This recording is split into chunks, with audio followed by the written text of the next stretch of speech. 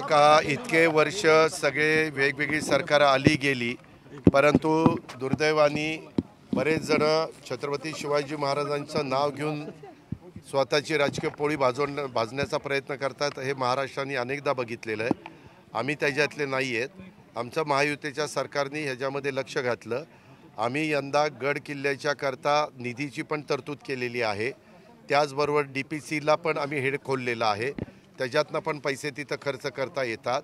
स्वतः विकास खारगे सांस्कृतिक खात्याचे सचिवांना आम्ही तिकडे पाठवलेलं होतं। ते मुख्यमंत्र्यांचे पण सचिव आणि सांस्कृतिक विभागाचे पण प्रधान सचिव आहेत।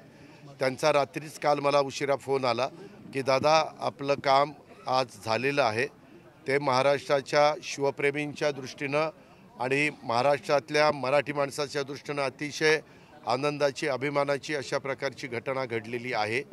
त्याबद्दल जो प्रयत्न सगळ्यांनी मिळून केला त्याचं खरोखरीच आम्हाला समाधान आहे की आपण जो प्रयत्न केला त्या प्रयत्नाला आता यश आलं आहे।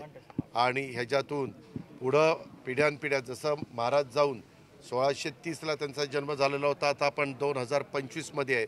म्हणजे या सगळ्या गोष्टीला जवळपास 400 वर्ष होऊन गेलेली आहेत, 395 वर्ष होऊन गेलेली आहेत। तर 395 वर्ष होऊन गेलेली असताना ज्या पद्धतीनं पुढच्याही पिढ्या ते सगळं टिकलं पाहिजे, राहिलं पाहिजे, त्याच्याकरता त्याच्यात समावेश होणं अत्यंत गरजेचं होतं।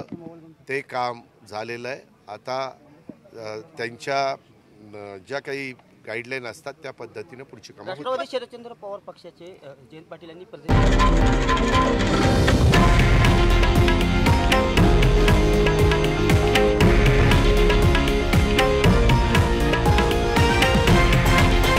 हे आहे देशातील नंबर 1 न्यूज नेटवर्क आणि आपण पाहत आहात TV9 मराठी, एकमेव।